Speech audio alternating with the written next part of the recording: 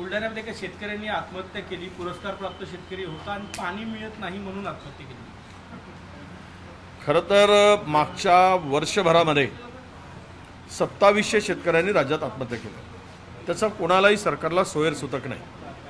हा मी म्हणत नाही, ते सरकारी अधिकृत वेबसाईटवरून आलेले आकडे आहेत। 2700 शेतकरी राज्यामध्ये आत्महत्या करतात, हे राज्याला भूषणावं आहे का?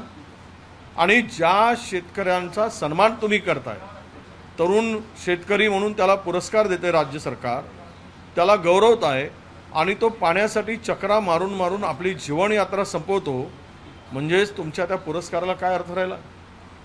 तुम्ही जलयुक्त शिवार आणले, तुम्ही एरिगेशनवर एवढा मोठा खर्च केला म्हणून सांगताय, इतके जमीन इतके हेक्टर ते मोजू शकत नाही, तेवढ्या जमिनी सिंचनाखाली आलं म्हणून सरकार सांगताय, मुख्यमंत्री सांगतात, उपमुख्यमंत्री सांगतात, मंत्री सांगतात। मग जर एक पुरस्कार प्राप्त शेतकरी, तरुण शेतकरी, त्याला पाणी का दिलं नाही, त्याची मागणी का पूर्ण केली नाही, त्याने किती हेलपाटा माराव्यात? म्हणजेच याचा अर्थ स्पष्ट आहे की या सरकारला शेतकऱ्याप्रती काही देणं घेणं नाही। शेतकऱ्याच्या धानाला भाव नाही, सोयाबीनला भाव नाही, कुठलं कापसाला दर नाही, तिकडे कांदा शेतकरी रडतोय। म्हणजे चाललं काय राज्यात? एकूणच असं वाटतं की हे सरकार शेतकऱ्याप्रती निर्दयी सरकार आहे। या सरकारला शेतकऱ्याप्रती अजिबात दयामाया नाही आणि म्हणून आमचा थेट आरोप आहे की तुम्ही शेतकऱ्यांना या सगळ्या परिस्थितीतून सावरण्यात अपयशी ठरलात। विधानसभेत मुनगंटीवारांनी प्रश्न उपस्थित केला होता की शेतकऱ्यांना कर्जमाफी देण्यासाठी घाबरता का? डेअरिंग करा, कर्जमाफी द्या। मुनगंटीवारजी आमचं काम थोडं हलकं करतायत सत्तेत राहून, त्यांना शुभेच्छा आहेत आमच्या। आम्ही जे म्हणतो ते त्या सत्ताधाऱ्याकडूनही म्हणतायत, म्हणजेच आता सत्ताधारी आणि विरोधक दोघांचीही समान मागणी आहे, हे आता सरकारला कळायला पाहिजेत आणि सरकारनं न घाबरता शेतकऱ्यांची कर्जमाफी केली पाहिजेत। दरवर्षी त्यांनी तेही सांगितलं सुधीरजींनी की आम्ही कर्मचाऱ्यांचे पगारावर दरवर्षी इन्क्रिमेंट वाढवून आणि तुमच्या पेन्शनवर, या सगळ्या गोष्टीवर जर एवढा मोठा खर्च करत असू तर 30-40 हजार कोटीसाठी कशाला घाबरायचं? सुधीर भाऊचा समर्थन आहे आमचा। सुधीर भाऊनी रस्त्यावर उतरावं, आम्ही त्यांच्याबरोबर या शेतकऱ्यांच्या कर्जासाठी लढा उभारण्यामध्ये सुधीर भाऊ बरोबर आहोत। सुधीर भाऊनी आमच्याबरोबर यावं, आम्ही सुधीर भाऊ बरोबर जाऊ। परिणय फुके यांनी एक बॉम्ब टाकला की विधानसभेमध्ये प्रश्न विचारण्यासाठी पैशाचा व्यवहार केला जातो। ऑडिओ क्लिपही सादर केली आणि ज्या नेत्याचे निकटवर्ती त्यात आहे तो विदर्भातला नेता आहे। प्रश्नही गडचिरोली जिल्ह्यातल्या राईस मिलचा आहे। काय सांगेल? काँग्रेसच्या नेत्याकडे संशयानं बघितलं जातं। नाही, हे असं आहे की काही लोक आमदार खासदारांच्या नावाने असे उद्योग करत असतात, त्यामुळे आपण त्यावर हे काही असं म्हणणं की त्याला कोणाला माहीत होतं त्यावेळेस तोच आपला व्यवहार करतो। आता निवडणुकीमध्ये मला काल एक आमदार भेटले, ते म्हणले की माझ्या नावानं निवडणुकीमध्ये पैसे दिले गेले, पण ते मला मिळालेच नाही। जे काही मदत 2-4 लाखाची केली असेल निवडणुकीमध्ये कोणी, तर त्यांनी सांगितलं आम्ही तुम्हाला निवडणुकीत मदत केली, पण त्या माणसाने मदतच खाऊन टाकलं। तर असे प्रकारसुद्धा अलीकडे फार होतात। त्यामुळे याची खरं तरी अशा प्रकरणाची चौकशी व्हावी, ती निपक्षपाने व्हावी आणि यामधून फार काही तथ्य बाहेर येणार नाही।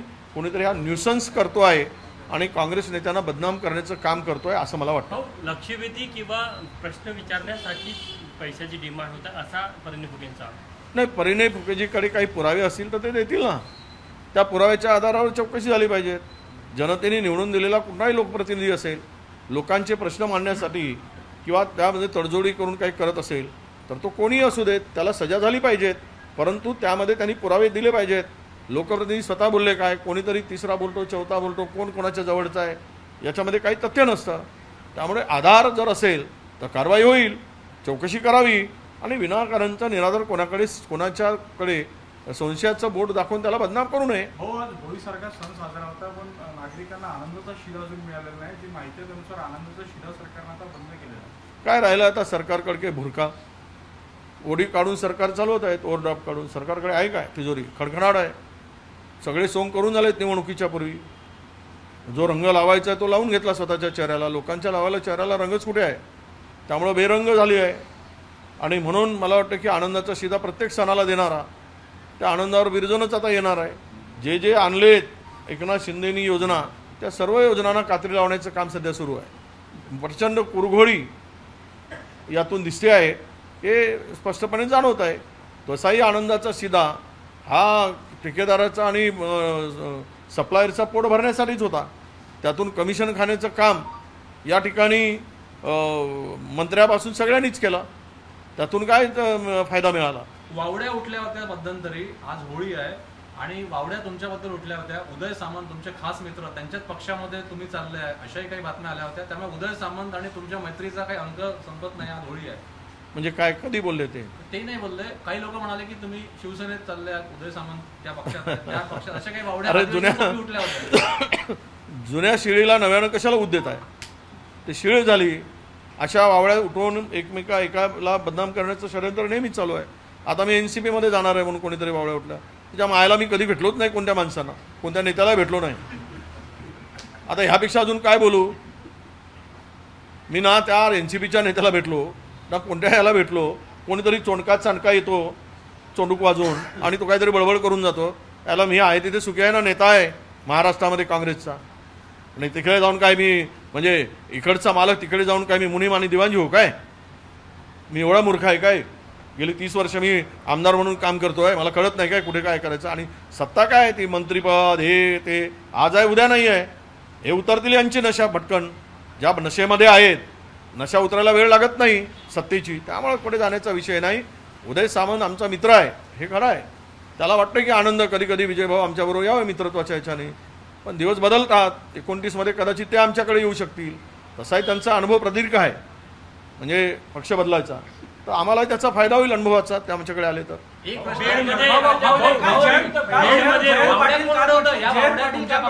माझी गॅरंटी घेऊ नका, माझा काही भरोसा नाही. काल मिटकरी म्हटले की ते नाराज आहे, याचा काय राजकीय अर्थ काढायचा? नाही, आता जयंत पाटील मोठे नेते आहेत, एका पक्षाचे प्रदेशाध्यक्ष आहेत. जरा आजकाल त्यांची नाराजी थोडी बहुत दिसते आहे. काय म्हणजे असं जाणवत आहे त्यांच्या बोलण्यातून, पण त्यांचा बोलण्याचा अर्थ नेमका काय हे आपण अंदाजच बांधू शकतो. त्यामुळे त्यामध्ये मी पण होतो तिकडे. ते भाषण करत असताना कोल्हापूरकरांचा मोर्चा होता शक्तीपीठ महामार्गासाठी, त्या ठिकाणी त्यांचं ते वक्तव्य होतं. कुठल्या अर्थानं बोललेत मला माहीत नाही, पण जयंत पाटील जे फार सिनियर आहेत, 8 वेळचे आमदार आहेत, अनेक पदं त्या पदावर काम केलेलं आहे. आता त्यांना काय अपेक्षा आहे? यापेक्षा मला वाटतं हे सगळ्या वावड्याच ठराव्यात, या सगळ्यामध्ये काही तथ्य नाही. आता ते कधी कधी बोलून दाखवतात, असं आहे नाराजी बिराजी त्यांच्या बोलण्यातून. ते असंही बोलले तरी कधी कधी ते एवढे स्लो बोलतात, हळू बोलतात की ते नाराजी दिसून असल्यासारखे, पण त्यांचा स्वभाव आणि त्यांची बोलण्याची ती पद्धत आहे. वावड्या कोण उठवता? नाही भाऊ एक मिनिट, वावड्या कोण उठवता हा प्रश्न आहे तुमच्या. विरोधकांना बदनाम करण्यासाठी सत्ताधारी या वावड्या उठवत असतात. तुमच्या पक्षातलेच वावड्या उठवतात, कारण की अधिवेशनाच्या आदल्या दिवशी 2 दिवस आधीच्या वावड्या उठतात. नाही, ते चालू आहे. आता काय प्रत्येक ठिकाणी कुरघोड्या सुरू असतात, प्रत्येक ठिकाणीच गट असतात. कोणत्या पक्ष असा आहे की ज्यामध्ये नाही आहे? मुनगंटीवारांचं भाषा ऐकल्यानंतर फडणवीस साहेबांची किती कृपा त्यांच्यावर आहे हे दिसते ना. त्यांचा आशीर्वाद किती प्रचंड होता आणि त्या आशीर्वादाच्या दबावाखाली किती ते दबले आहेत. त्यामुळं हे अशा गोष्टी प्रत्येक ठिकाणी घडत असतात. परंतु एक स्पष्ट आहे की या वावड्याच असतात. खरं तर इथे अनेक जण पक्ष सोडून गेलेत, जाणाऱ्याला कोण रोखू शकत नाही. पण त्यांचं काय झालं पुढे, ते कुठे आहेत हाही विचार अनेक जण करतात. आज राधाकृष्ण विखे पाटलांना पक्षात घेतलं, पहिले महसूल दिला, नंतर एका पक्षाचे 2 तुकडे केलेत, एकाला चने आणि दुसऱ्याला फुटाणे दिलेत, दोघांना 2 खाते, एक खात्याचे 2 विभागलेत. महाराष्ट्राच्या स्वातंत्र्यानंतर पहिल्यांदा झालं. म्हणजे त्यांचं स्थान कुठे नेऊन ठेवलं हे सगळं दिसतंय. त्यामुळे कोणी काही मूर्ख नाही की हे सगळं सहन करून पुढे जायला. बीडमध्ये रोज नवनवीन व्हिडिओ येते. मुनगंटीवार म्हटले मी नाराज नाही, परंतु त्यांनी गाणं गायलं तुझसे नाराज नाही जिंदगी में हैरान हूं. आता असं आहे, त्यांना कविता म्हणणं गाणं म्हणणं याशिवाय मला वाटतं दुसरा. तसेही मुनगंटीवार कवी हृदयाचाच माणूस आहे. पूर्वी नव्हते, पण आता मात्र कवी हृदयाचे झाले. ते कवी असेल, गजल असेल, गजल म्हणजे काय म्हणतात त्याला, विद्वत्तेचं लक्षण असते, उत्तम भाषेचं लक्षण असते. म्हणजे त्यातून माणसाचं असलेलं ज्ञान त्यामध्ये झळकतो. तर ह्यामुळे मला वाटतं की कविता करणं किंवा शायरी करणं आता शेवट राजकारणामध्ये कधी कधी ही वेळ येते शायरी करायची आणि कविता म्हणायची. ती वेळ सुधीर भाऊवर त्यांनी त्यात ते स्वतःहून आली नाही, त्यांच्यावर आणली, त्यातून ते निघतील बाहेर. तो विस्फोटक माणूस आहे, कधी स्फोट करेल याचा अंदाज घेता येणार नाही आणि त्यांचा तो स्वभाव नाही. त्यामुळं येणाऱ्या दिवसात मला वाटतं की सुधीर भाऊच्या अस्वस्थतेला काही स्फोटक परिस्थिती निर्माण होईल तर वावगं वाटू नये आणि त्यांच्या कुठल्याही आंदोलनाला आमचा नेहमी पाठिंबाच राहील. हो, बीडमध्ये नवनवीन व्हिडिओ येत आहे एकमेकात. ते आता बीड म्हणजे सापांचा राजकारण्यांचा बीड झाला. ते सापाचा बीड असतो ना, ते असा राजकारण्यांचा बीड झाला आहे. तिथे गो घुसला तो साप बनून येतो, नाग बनून येतो, अजगर बनून येतो, कोणी विंचूही बनून येईल आणि एकमेकाला चावत राहतील. याचा चावा तू घे, तुझा चावा हा घेतो. फक्त एवढंच. आता पूर्वी गालगुच्चे घ्यायचे म्हणजे एकमेकाचे पप्पी घ्यायचे, आता मात्र चावा घेतात. हे बीडची आता राजकीय परिस्थिती आहे. मल्हार मटन सर्टिफिकेटला विरोध होत आहे. काय ते सोडा ना नितेश राणांनी, कोण काय ठीक आहे मंत्री झाले, त्यामुळं यावर काही भाष्य करायची गरज नाही. आम्ही त्याकडे लक्षही देत नाही.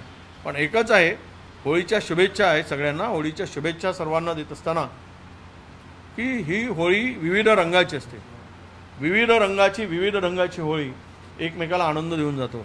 रंग एकच धरू नका, त्याला मजा येणार नाही. अनेक रंग लावा, त्या रंगात रंगून जा.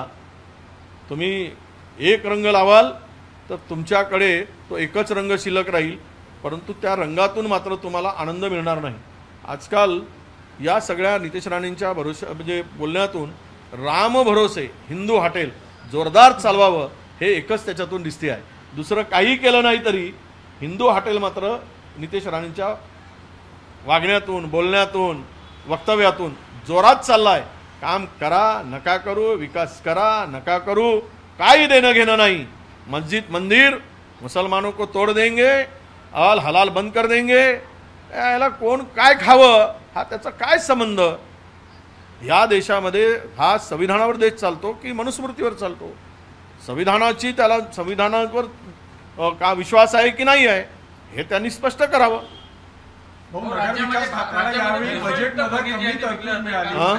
राज्यामध्ये भेसळयुक्त पनीर विकलं जाते. काल भाजपचे जे आमदार आहे विक्रमसिंह पाटील यांनी देखील विधानसभेत हा मुद्दा मांडला. सगळंच भेसळ झालं आहे. सरकार भेसळ आहे, वस्तू भेसळ आहे, काय सगळीकडेच भेसळ आहे. कोणाचं नियंत्रण कुठे आहे? या सरकारचं नियंत्रण कशावरच नाही, फक्त वसुलीवर नियंत्रण आहे. त्यामुळं या भेसळच्या संदर्भात जे काही कायदे आहेत त्या कायद्याची अंमलबजावणी नाही. गुटखा बंदी आहे, किती प्रचंड प्रमाणात गुटखा येतो. अवैध दारू काल पकडली चंद्रपूर जिल्ह्यामध्ये, डुप्लिकेट दारू पकडली 500 बाक्स. हे सगळं जे आहे हे सरकारला हप्ता जातो आणि त्यामुळे हे सर्रासपणे सुरू आहे. भाऊ, बजेटमध्ये नगरविकास खात्याला कमी निधी मिळाल्यामुळे शिवसेनेचे आमदार नाराज असल्याची जोरदार चर्चा. आता कमी मिळाला, उद्या मिळूच नाही ही परिस्थिती येईल. त्यामुळं परिस्थितीनुसार ॲडजस्ट करून घ्यावं लागेल. मिळालं तरी घ्यावं लागेल, नाही मिळालं तरी घ्यावं लागेल. ही परिस्थिती जर आली, ती आणली गेली, याला जबाबदारी एकनाथजी शिंदेच आहेत. ते लाडकी बहीण आणली, अमुक योजना आणल्या, तमुक योजना आणल्या. त्यांना वाटलं की मीच मुख्यमंत्री होणार. ह्या पायावर धोंडा पाडून योजना आणल्या, चेहरा पुढे आणला आणि मुख्यमंत्री बलदेव झाले. त्यामुळं त्यांनी जरा मला माझी त्यांच्याकडे म्हणजे अपेक्षा अशी आहे की त्यांनी आहे त्यात कामात व्यवस्थितपणे महाराष्ट्राला न्याय देण्याची भूमिका करावी आणि निधी खात्याला कमी दिला म्हणून दादावर त्यांनी राग काढू नये अशी माझी अपेक्षा. एबीपी माझा, उघडा डोळे बघा नीट.